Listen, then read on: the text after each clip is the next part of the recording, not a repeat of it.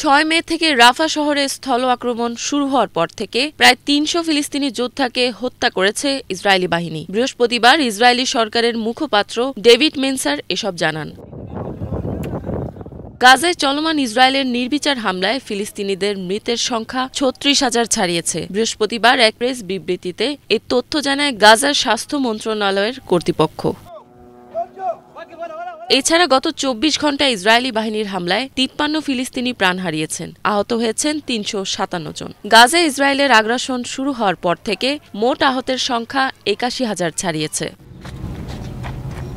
China central television CCTV বলছে, বৃহস্পতিবার পশ্চিম তীরের জেনিনে এক উদ্বাস্তু শিবিরে হামলা চালায় ইসরায়েলি বাহিনী। এতে ফিলিস্তিনের স্বাধীনতাকামী গোষ্ঠীর সদস্য ও ইসরায়েলি বাহিনীর মধ্যে সংঘর্ষ বাধে।